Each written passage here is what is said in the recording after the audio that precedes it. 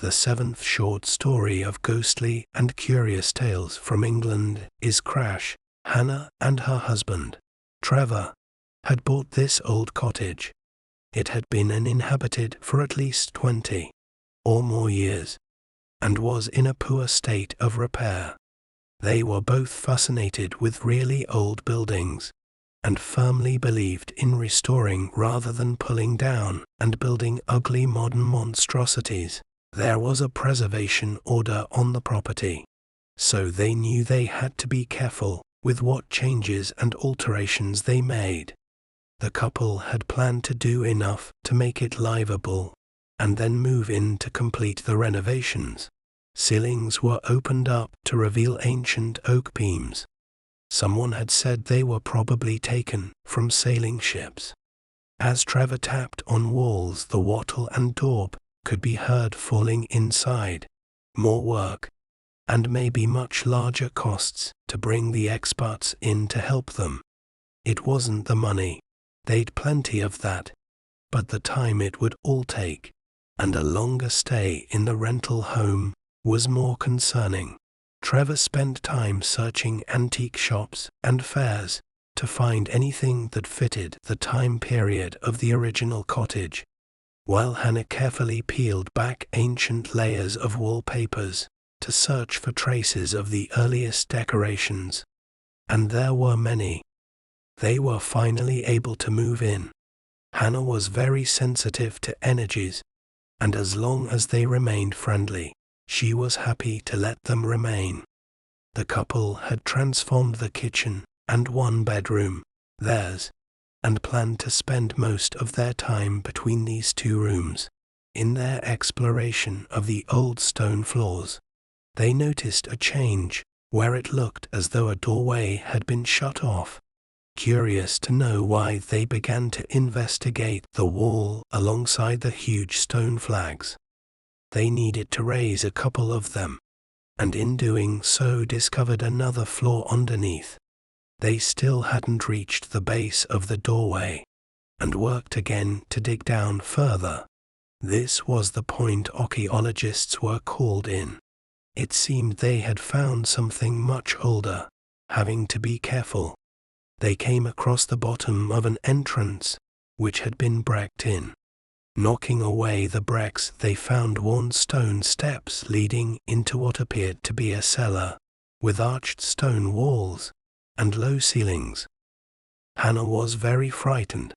Trevor and the one archaeologist on site with him quickly found torches and descended down into whatever they might find. A former coal hole, with its rotten wooden hatch, allowed narrow shafts of light to penetrate the cellar and cast shadows as the light outside changed. The garden was still completely overgrown, and they hadn't noticed it. What they did see was obviously an entrance to another part of the cellars. The door was locked shut, and looked as though it hadn't been opened for at least 100 years. Trevor wanted to open it up immediately, saying it might have treasure hidden there, but Hannah insisted they left it sealed. On a later visit to the hidden underground rooms, accompanied by one of the archaeologists, Hannah swore there had been noises coming through the walls. Trevor suggested it was just rats, but Hannah, with her sensitivity to the occult, knew she'd heard something like a child crying, and feared a child had died and been locked away in there. When they did eventually open the entrance, they all reeled back in terror. All three of them felt as if a powerful and evil spirit had been waiting for its chance to escape. Hannah cried out to the two men ahead of her to watch out.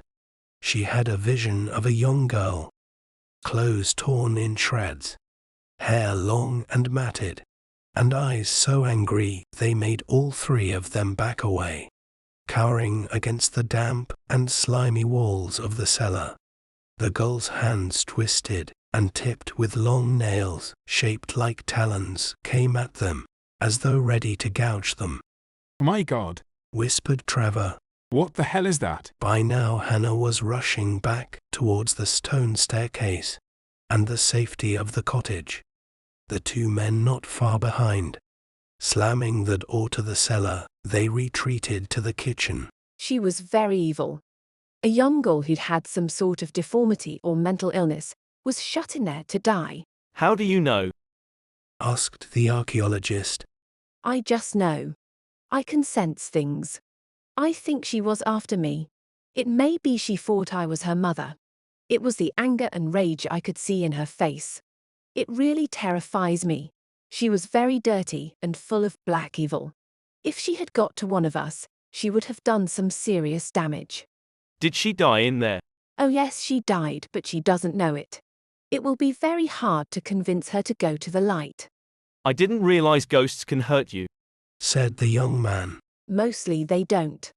But she would have left deep scratches and bite marks on us. What are we going to do? Asked Trevor. I think we will have to leave it for a few days before going back down there again. I saw signs of a much earlier building. Something that existed long before your cottage was built. Possibly going back to the Saxon period. I'm not coming. You don't have to, Hannah. I will get some advice on how to deal with this. Trevor and Hannah were both very spicked by their encounter with the evil child, and decided they needed a few days away from the evil permeating in the house. It was as if something had been let loose, and it was going to be hard to contain it again.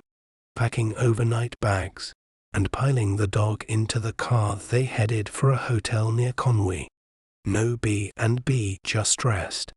Their dog Freddie just loved running along the sandy beaches, chasing a ball until his owners became too bored or tired. Unfortunately, they had to drag themselves back. Workmen would be arriving at about 8 a.m. on Monday morning. Upon arriving back at the cottage, they unlocked the door with the only key they had. As the front door swung open, the stench hit them. Sewage, rotten apples, and putrid flesh all seemed to flow at them at the same moment. Freddie turned around and leapt back into the car. He wasn't going anywhere, especially with a sensitive nose like his.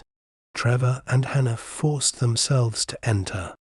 They made for the kitchen, the only place they really felt safe in. Trevor offered to take their bags upstairs, noticing on the way that the locked door to the cellar was open. What the hell? He thought. We had the only key. How could it be open? Apart from that, and the dreadful smell, everything seemed normal. That was until he opened their bedroom door. A horrific scene met his eyes. He just stopped at the entrance. Hannah had followed him up. Instinctively he tried to hold her back. They both stood there and looked at the wreckage of their beautifully restored room. Except that it wasn't beautiful anymore. The curtains looked as though they had been shredded. Bedding was torn and covered with filth that looked as though it had come from the cellar. The new carpet would never recover from whatever had been done to it. Hannah gave a loud moan as she took in everything. Who, or what could have done this? The delicate fabric of the silk curtains appeared to have been torn apart by someone using their fingernails. Pretty wallpaper chosen in keeping with the period had been ripped from the walls and was hanging in long shreds. Drawers pulled out. Cushions and pillows lay in dirty heaps. Everything was a complete bombshell of a sight. Trevor caught Hannah before she fell. The shock showed in her face, and her body was limp. Half carrying her and half supporting her, he managed to get her back to the kitchen, where he sat her down on the small sofa occupying the corner onto the window.